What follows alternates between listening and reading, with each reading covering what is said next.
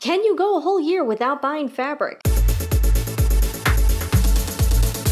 Welcome to the Sewing Report. I'm Jennifer Moore, helping you discover your love of sewing crafts and DIY projects. And 1 year ago, I pledged not to buy any fabric for the entire year.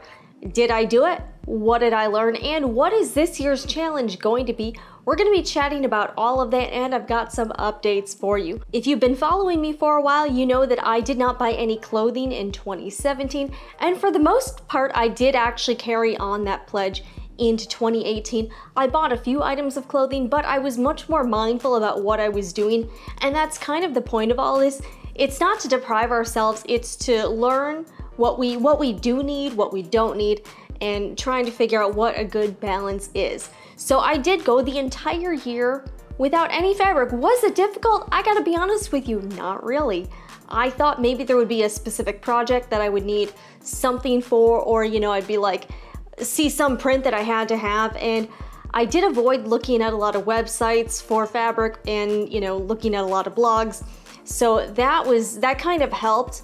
The other thing, now I did say that if I got like fabric as part of like a PR box, like I sometimes get, or as like a gift, I just had to get rid of an equivalent amount of fabric by selling it, by giving it away. So I did do that. I did a little bit of a like sewing report, sort of like a little sale early last year, and then I did a garage sale at Whimsodoodle. That went pretty well. I definitely held up that end of the deal by not bringing more fabric into my stash. That's something that's been bothering me for a while. I didn't want to have those crazy hoarder stashes.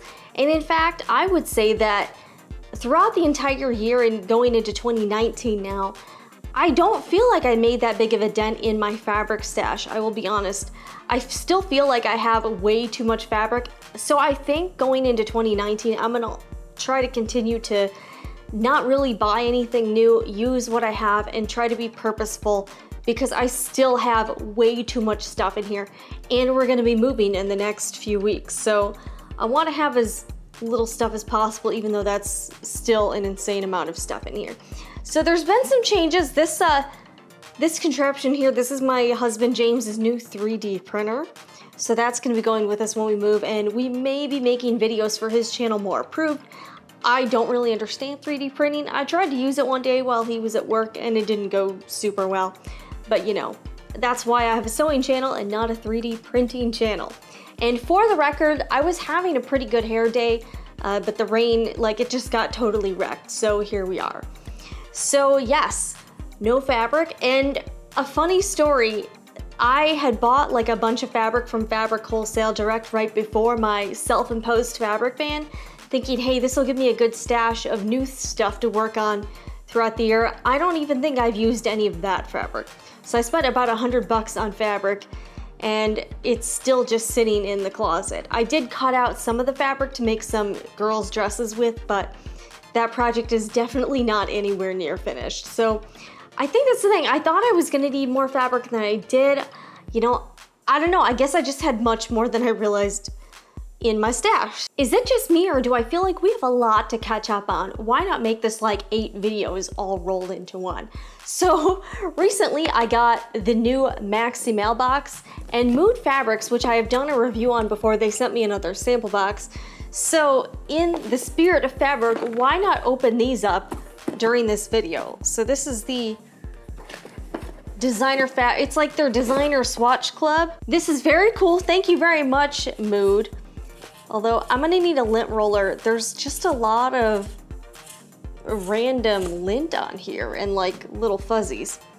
So, okay, this is the new Mood Swatch Club samples. Okay, so basically how it works is if you do sign up for this, they send you new swatches every month, and then I think you get a discount on any orders you make, and they give you a little booklet of all the swatches. Okay, this is cool, but Mood, man, there is a lot of debris in here. Previously, I did do a review on another swatch box.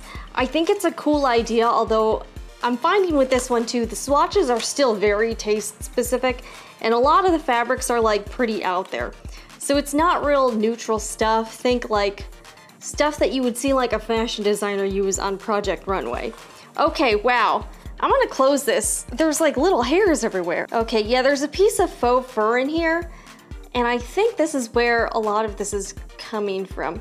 We're gonna put this back in the box. Thank you, Mood Fabrics. I always keep a couple lint rollers in my sewing room because you never know when you're gonna, like, I feel like you need one all the time. Maxie makes subscription sewing box for December. Yes, I realize it's mid-January, so forgive me here. I got the box a few days ago and I've just been so wrapped up in other stuff, like looking for a place to live, that I haven't gotten a chance to get it out of the car. Oh, this is neat. Okay, it's got, ooh, this month's project is a needle book. There's so much more needle book. And this is neat because it fits stuff that we've gotten in previous Maxie Makes boxes, like the little pins and some of the Wonder Clip stuff. So this is cool. Thank you so much, Maxie.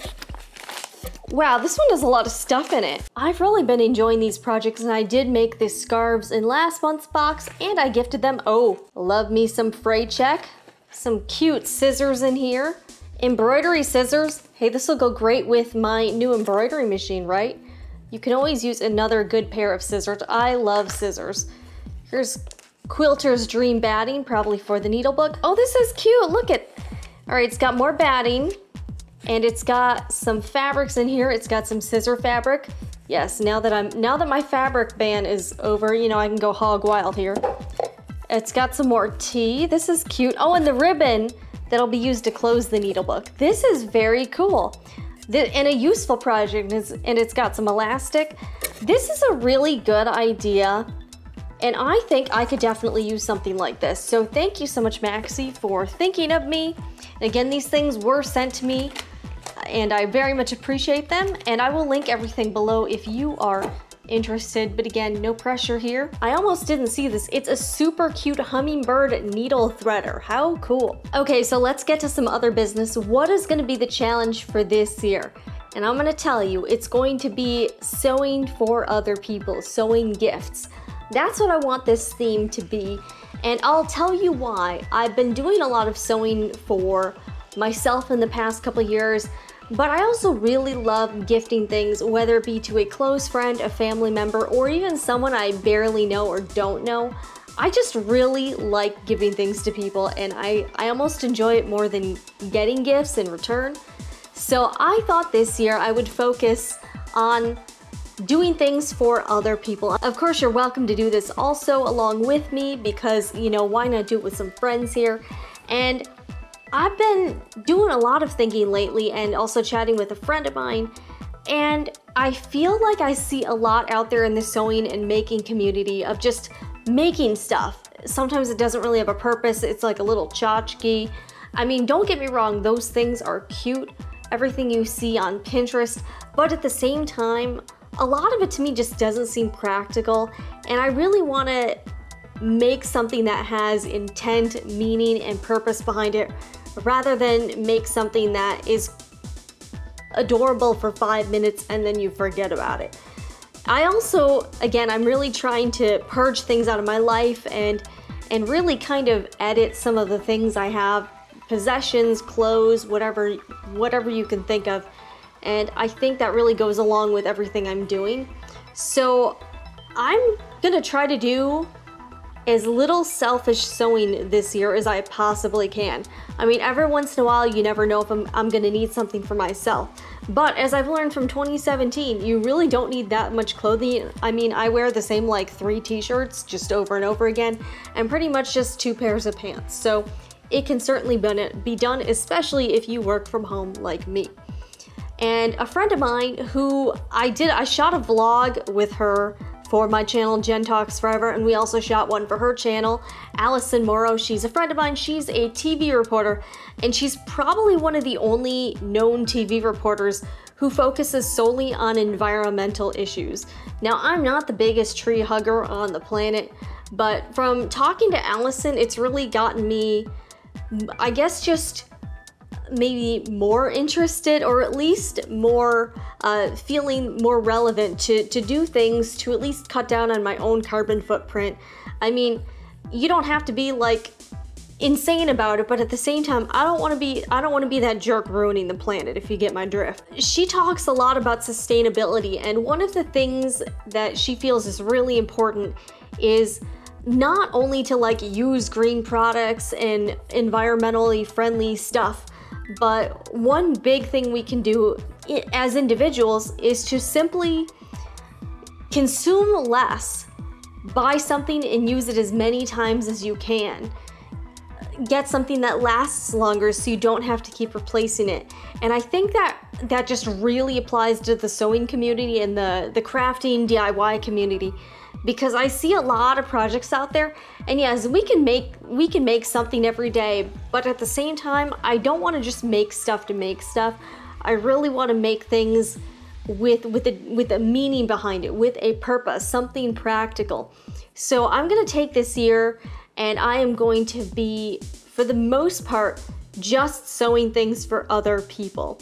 And I want these things to mostly be a surprise, and I've been doing this over the past couple months, and I just love surprising someone with like, you know, monogram towels or handmade stockings or their own monogram pillows, and especially when the person's not expecting it. So I'm going to be documenting projects I make for other people.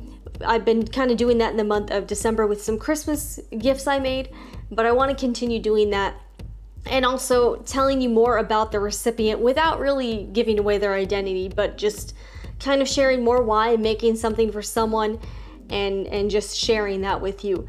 And let's face it, I don't need any more stuff. So that is my pledge for 2019, is sewing for others. So if that's something you'd like to join in on, feel free to let me know in the comments, because I don't know, it's just been something that's really been weighing on my mind, so I thought, why not? And I'm probably still going to continue to not really buy fabric.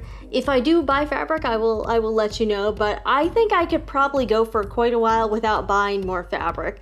And if I did, it would be like a small amount or something very specific for a project, but I don't want to keep going on this wheel of just buying fabric because it's cute without a project in mind. I think that can be potentially wasteful, and I mean, I could have fabric sitting here until after I die, and then what do people do with it then? I don't know. So if you have an opinion on this, also let me know, but that's what we're doing this year, folks. Also, in other news, I have found us a place to live. So I'm not gonna be doing the sewing report for my cardboard box yet. We have found a condo for rent, so I'm very excited, and we should be moving in the next 3 to 4 weeks. So I'm pretty jazzed about the location, and I think it'll have a good setup for filming. I'm probably gonna ditch this backdrop. I really don't like it. I don't know why. I thought it would be cool, but it's got like, I couldn't put it up without there being a seam in the middle, and I think that looks kind of ugly, so we'll see. And also, I should be able to take some really awesome sewing pictures with the setting. So I won't give too much away yet, but I think this will be really cool. So anyways, I just wanted to catch up a little bit, let you know about how I did with the fabric challenge, which was, I think I did pretty okay. And if you did enjoy this video, be sure to hit that like button and consider subscribing to the Sewing Report for everything sewing crafts and DIY projects. I'm Jennifer Moore. I'll see you again in the next video.